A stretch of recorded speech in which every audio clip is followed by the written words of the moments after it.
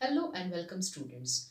As you all know, we have completed first chapter of statistics, that is index number.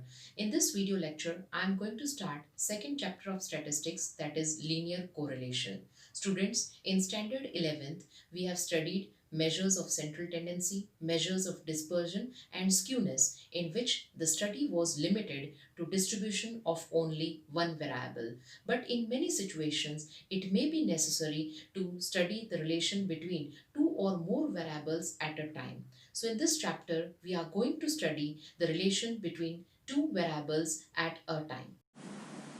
Let us start with the introduction of this chapter. A distribution is said to be univariate distribution if it is obtained by collecting information of one variable.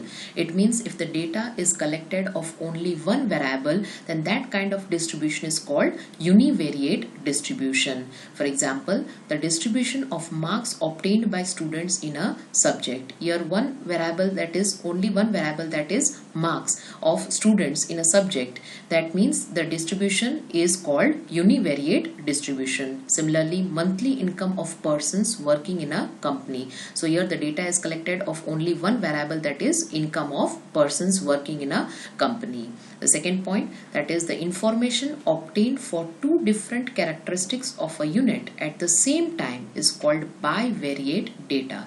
When the data is collected of more than two different characteristics of a unit at the same time is called bivariate data. For example, price and supply of an item. Here the unit is item and the two different characteristics of that item are price and supply. So when the data of an item is collected of the two characteristics, that is price and supply, at the same time, then it is called bivariate data. In the same way, over here family is the unit and the two different characteristics of that unit are expenditure and savings. Data collected of that two different characteristics, that is expenditure and savings, at the same time, it is called bivariate data.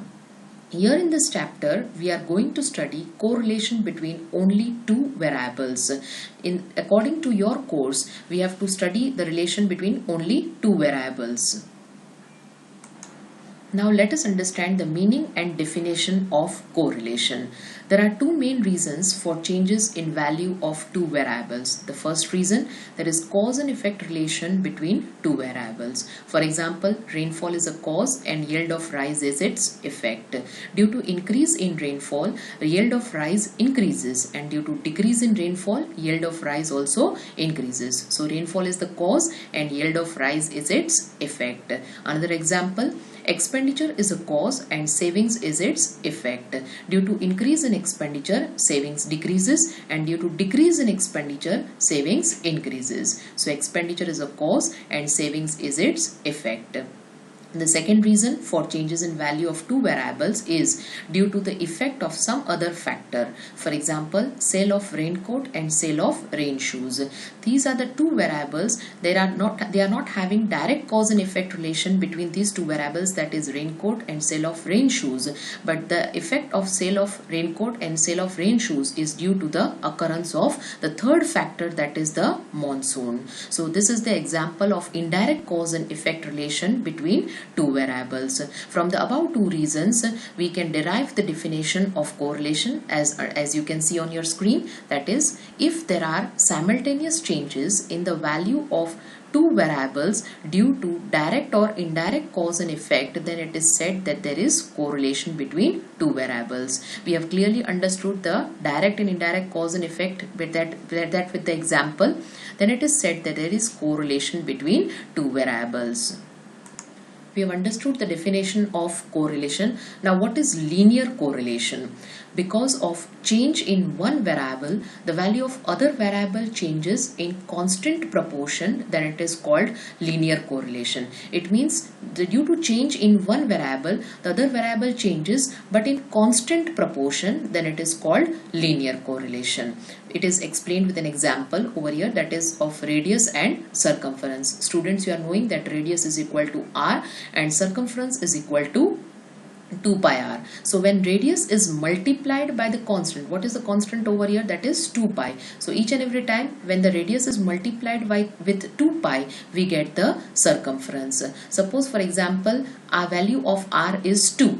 If we multiply r with 2 pi, we get circumference that is 4 pi. If we take the value of r, that is 3, and multiply with the constant, that is 2 pi, so we get the circumference that is 6 pi. So we get the circumference by multiplying with the constant, that is 2 pi.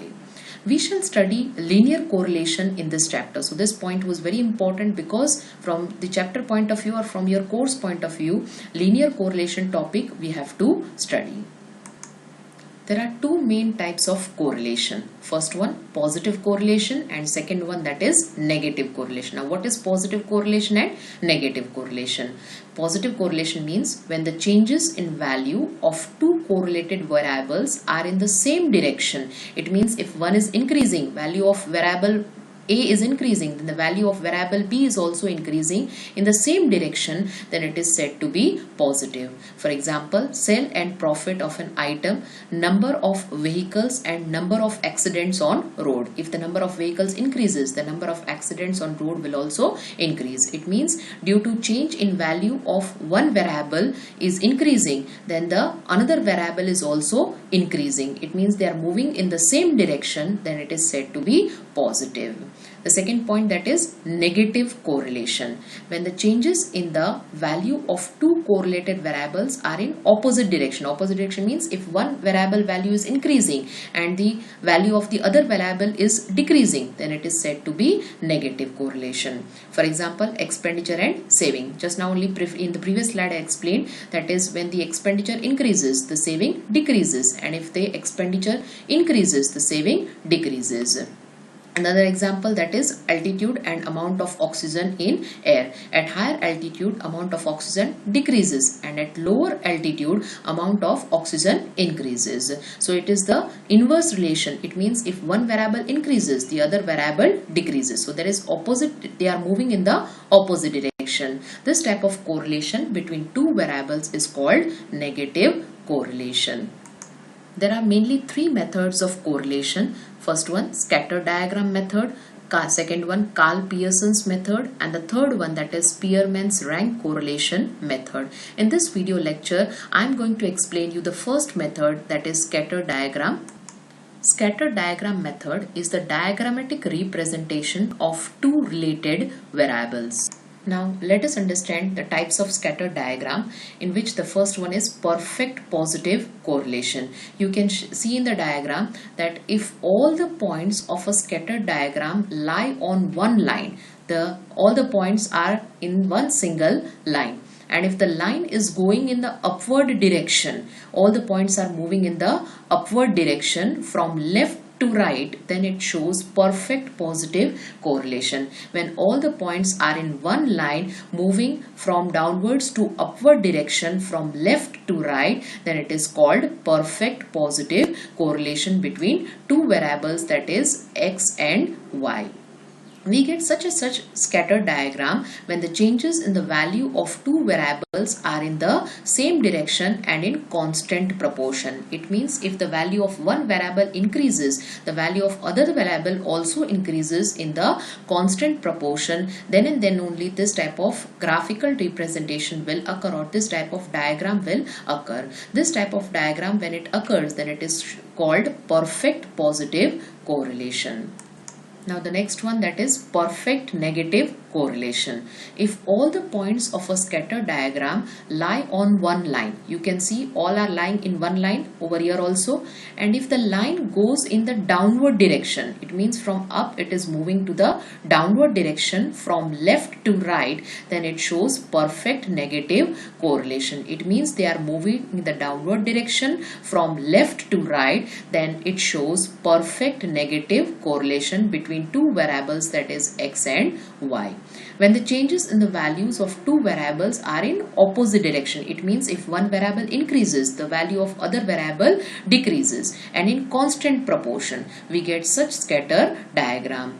It means if the value of one variable increases and the other variable decreases but in the same proportion, then such type of diagram occurs, that is called perfect negative correlation.